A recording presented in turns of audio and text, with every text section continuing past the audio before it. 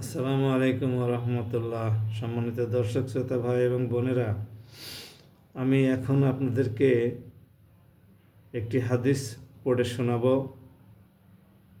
আমাদের উপরে কোন ধরনের শাসক নিয়োগ করা হবে সে সম্পর্কে। বিসমিল্লাহির রহমানির রহিম।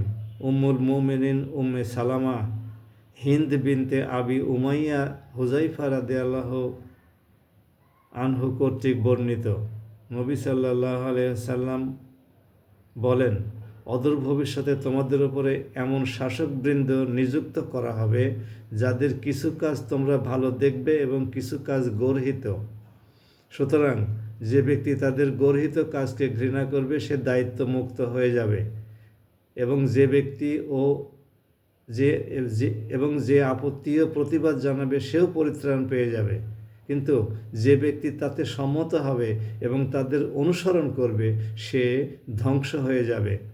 সাহাবীগণ বললেন, হে আল্লাহর রসুল, আমরা কি তাদের বিরুদ্ধে যুদ্ধ করব না?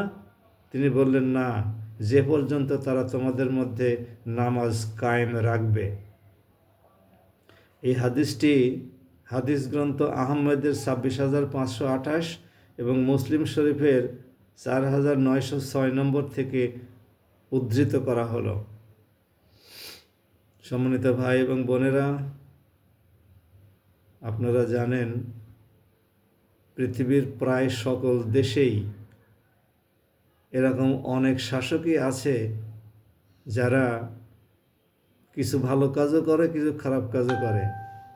আসুন আমরা ভালো কাজগুলোর প্রশংসা করি এবং খারাপ কাজগুলো থেকে তাদেরকে বিরত থাকার জন্য আহ্বান জানাই।